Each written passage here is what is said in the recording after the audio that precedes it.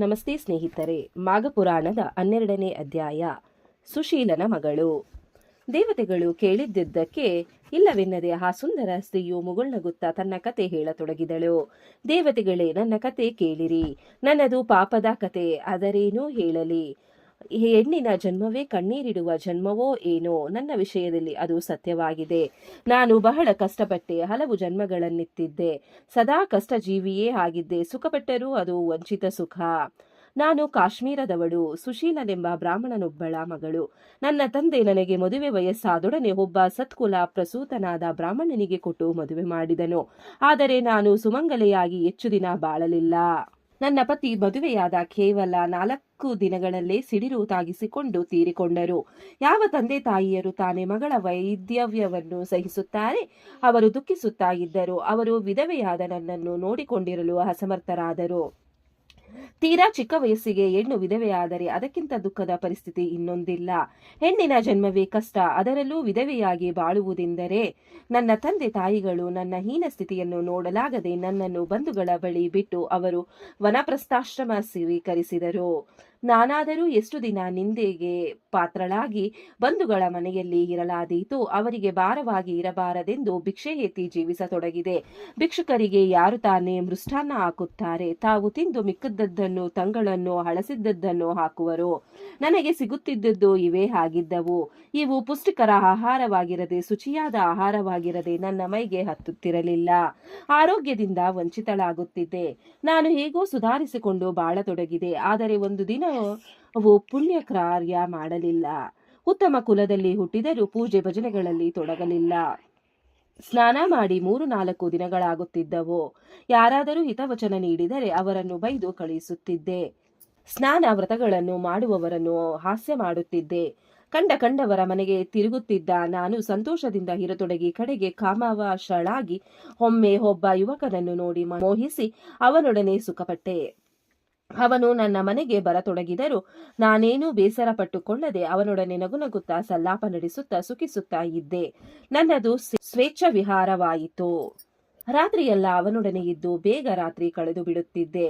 ಒಬ್ಬ ಯುವಕನೊಡನೆ ಸ್ವೇಚ್ಛೆಯಾಗಿ ಇದ್ದ ನಾನು ಬರುತ್ತಾ ಬೇಕಾದವರೊಂದಿಗೆ ವ್ಯಭಿಚಾರಕ್ಕಿಳಿದೆನು. ಹೆಣ್ಣಾಗಿ ಹುಟ್ಟಿದವಳು ಯಾವ ಕೆಲಸ ಮಾಡಬಾರದೋ ಅದನ್ನು ನಿರ್ಜಳಲಾಗಿ ಮಾಡತೊಡಗಿದೆ. ಹೀಗೆ ನನ್ನ ಜೀವನವೆಲ್ಲ ಹರಿಪೂಜೆ, ಧ್ಯಾನ, ಭಜನೆ, ಉಪವಾಸ ಇವಾವುವೂ ಇಲ್ಲದೆ ಕಳೆದು ಹೋಯಿತು. ವಯಸ್ಸಾದಾಗ, ರೋಗಕ್ಕೀಡಾದಾಗ ನರಳಿ ಒಂದು ದಿನ ತೀರಿಕೊಂಡೆ. ಸತ್ತ ಬಳಿಕ ನಾನು ಅನುಭವಿಸಿದ್ದು ಇನ್ನು ಕಷ್ಟದ ಬದುಕು. ನರಕದಲ್ಲಿ ಬಾಧಿತಳಾಗಿ ಇದಾದ ಬಳಿಕ 3 ಜನ್ಮ ಎತ್ತಿದೆ. 3 ಜನ್ಮದಲ್ಲಿ ಹುಲಿಯ ಜನ್ಮ ಕಳೆದ ಬಳಿಕ ಕೆಲವು ನೀಚ ಪ್ರಾಣಿಗಳ ಜನ್ಮ ಎತ್ತಿದ್ದೆ. ಕ್ರೂರ ಪಕ್ಷಿಗಳ ಜನ್ಮವೆತ್ತಿ ಜನರ ಉಪದ್ರವವಿದ್ಯಾದೆ. ಪಿಸಾಚಿಯಾಗುವೆ ಜನ್ಮ ಎತ್ತಿದ್ದೆ. ಕಡೆಗೆ ನೀವೀಗ ಕಂಡ ಪ್ರಾಣಿಯ ರೂಪವನ್ನು ತಾಳಿದೆ ಎಂದು ಹೇಳಿದಳು. ಸುಂದರಿಯ ಮಾತುಗಳನ್ನು ಕೇಳಿದ ದೇವತೆಗಳು ಪ್ರಾಣಿ ರೂಪದಿಂದ ಮತ್ತೆ ಮೊದಲಿನ ರೂಪ ತಾಳಲು ಹೇಗೆ ಸಾಧ್ಯವಾಯಿತು ಎಂದು ಪ್ರಶ್ನಿಸಿದರು. ಸುಂದರಿಯು ಉತ್ತರಿಸುತ್ತಾ, ನಾನು ಪ್ರಾಣಿಗಳ ಜನ್ಮ ಎತ್ತಿದೆನಷ್ಟೇ. ಆದರೆ ವಿಧವೆಯಾಗಿದ್ದಾಗ ಒಂದು ದಿನ ಅದು ಬೇಸಿಗೆಯ ಧಗೆ ತಾಳಲಾರದೆ ಬಳಲಿ ಬಂದ ಬ್ರಾಹ್ಮಣನೊಬ್ಬನಿಗೆ ನನ್ನ ಬಳಿ ಇದ್ದ ತಂಗಳನ್ನವನ್ನೇ ಕೊಟ್ಟು ಉಪಚಾರ ಮಾಡಿದೆ. ಅದರ ಕಿಂಚಿತ್ ಪುಣ್ಯಫಲ ನನ್ನನ್ನು ಪ್ರಾಣಿ ಜನ್ಮದಿಂದ ನಿವೃತ್ತಿಗೊಳಿಸಿತು. ನೀವು ಅದಕ್ಕೆ ಕಾರಣರಾದಿರಿ ಎಂದಳು. ದೇವತೆಗಳಲ್ಲಿ ಒಬ್ಬನು ಆ ಸುಂದರಿಯನ್ನೇ ವಿವಾಹವಾದನು. ಮಾಘಸ್ನಾನದ ಪ್ರಭಾವದಿಂದ ಆ ಸುಂದರಿ ತನ್ನ ಪ್ರಾಣಿ ಜನ್ಮವನ್ನು ನೀಗಿಕೊಂಡಿದ್ದಳು. ದೇವತೆಗಳು ಮತ್ತೆ ತಾವು ಬಂದಿದ್ದ ಕಾರ್ಯದತ್ತ ಪ್ರವೃತ್ತವಾಗಿ ದೇವೇಂದ್ರನನ್ನು ಹುಡುಕತೊಡಗಿದರು. ಸ್ವಲ್ಪ ಹೊತ್ತಿನಲ್ಲಿ ಅವರಿಗೆ ಗುಹೆಯೊಂದರ ಮಾರ್ಗದಲ್ಲಿ ಒಂದು ವಿಕಾರವಾದ ಕೂಗು ಕೇಳಿಸಿತು. ಅದು ಕತ್ತೆ ಮುಖದ ದೇವರಾಜನದೇ ಆಗಿತ್ತು. ಕತ್ತೆಯ ಕಿವಿಗಳು ಮೇಲೆದ್ದಿದ್ದವು. ಕೂಡಲೇ ದೇವತೆಗಳು ಅವನನ್ನು ಗುರುತಿಸಿದರು.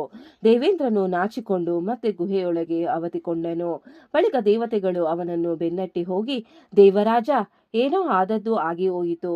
ವಿಷಗಳಿಗೆ ನಿನ್ನ ಈ ಸ್ಥಿತಿಗೆ ಕಾರಣವನ್ನು ನಾವು ಸಾಕ್ಷಾತ್ ಶ್ರೀ ಮಹಾವಿಷ್ಣುವಿನಿಂದಲೇ ಕೇಳಿದೆವು.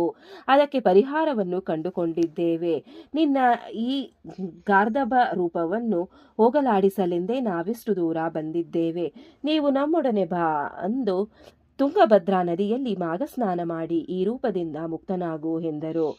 ದೇವೇಂದ್ರನಿಗೆ ವಿಷಯ ಮನದಟ್ಟಾಗಿ ಅವನು ತಡಮಾಡದೆ ದೇವತೆಗಳೊಡನೆ ಮಾಘಸ್ನಾನಕ್ಕಾಗಿ ತುಂಗಭದ್ರಾ ನದಿಗೆ ಹೋದನು. ಶ್ರದ್ಧಾಭಕ್ತಿಗಳಿಂದ ಆ ಪವಿತ್ರ ನದಿಯಲ್ಲಿ ಮಾಘಸ್ನಾನ ಮಾಡಿದನು. ಮಾಘಸ್ನಾನ ಫಲದಿಂದ ದೇವೇಂದ್ರನು ಶಾಪ ವಿಮೋಚನೆ ಹೊಂದಿ ಕತ್ತೆಯ ಮುಖ ಕಳೆದುಕೊಂಡು ತನ್ನ ಎಂದಿನ ಸುಂದರ ರೂಪವನ್ನು ಪಡೆದನು. ತಮ್ಮ ಅರಸನನ್ನು ನೋಡಿ ದೇವತೆಗಳು ಹಿಗ್ಗಿದ್ದರು. ಎಲ್ಲರೂ ಬೇಗನೆ ಸ್ವರ್ಗಲೋಕವನ್ನು ಸೇರಿ ರಾಕ್ಷಸರೊಂದಿಗೆ ಯುದ್ಧ ಮಾಡಿ ಅವರನ್ನು ಸದೆಬಡಿದು ತಮ್ಮ ಪ್ರಭುತ್ವವನ್ನು ಪುನಃ ಸ್ಥಾಪಿಸಿದರು. ಈ ದಿವ್ಯ ಕಥೆಯನ್ನು ಗೃತ್ಸಮದ್ದ ಮಹರ್ಷಿಯು ಜಾಹುನಿಗೆ ಹೇಳಿ, ಕಂಡೆಯ, ಮಾಘಸ್ನಾನದಿಂದ ಸುರಲೋಕಾಧಿಪತಿ ದೇವೇಂದ್ರನೇ ಪಾಪಮುಕ್ತನಾಗಿ ಪ್ರಭುತ್ವವನ್ನು ಮರಳಿ ಪಡೆದನು. ಮಾಘಸ್ನಾನದ ಮಹಿಮೆಯೇ ಅಂತಹುದು. ಮಾಘಸ್ನಾನ ನಂತರ ಹರಿಪೂಜೆ ಮಾಡಿ ಮಾಘಪುರಾಣ ಶ್ರವಣ ಮಾಡುವವನು ಶ್ರೀಹರಿಯ ಲೋಕವನ್ನು ಸೇರುವನು. ಇದಕ್ಕಿಂತಲೂ ಇನ್ನೊಂದು ವಿಚಿತ್ರವಾದ ಕತೆ ಹೇಳುವೆನು, ಕೇಳು. ಒಂದು ಪಿಸಾಚಿ ಮಾಘಮಾಸದ ಮಹಿಮೆಯನ್ನು ಕೇಳಿ ತಿಳಿಯಿತೆಂದರೆ ನಂಬುವೆಯಾ? ಆದರೂ ಅಂತಹ ಒಂದು ಕತೆ ಇದೆ ಎಂದು ಕುತೂಹಲ ಹುಟ್ಟಿಸಿದನು. ಇಲ್ಲಿಗೆ 12ನೆಯ ಅಧ್ಯಾಯವು ಮುಕ್ತಾಯಗೊಂಡಿತು. ಈ ಅಧ್ಯಾಯವನ್ನು ಓದಿದವರಿಗೂ ಕೇಳಿದವರಿಗೂ ಶ್ರವಣ ಮಾಡಿದವರಿಗೂ ಆ ಭಗವಂತನು ಒಳ್ಳೆಯದನ್ನು ಮಾಡಲಿ. ಓಂ ನಮೋ ಭಗವತೆ ವಾಸುದೇವಾಯ ನಮಃ. ಓಂ ನಮಃ ಶಿವಾಯ. ಧನ್ಯವಾದಗಳು ಸ್ನೇಹಿತರೆ. ವಿಡಿಯೋ ನೋಡಿಕ್ಕೆ ಎಲ್ಲರಿಗೂ ಧನ್ಯವಾದಗಳು.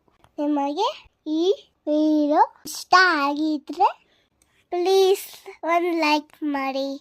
ನೆಕ್ಸ್ಟ್ ಇನ್ನು ಜಾಸ್ತಿ ವಿಡಿಯೋ ಹಾಕ್ತೀವಿ.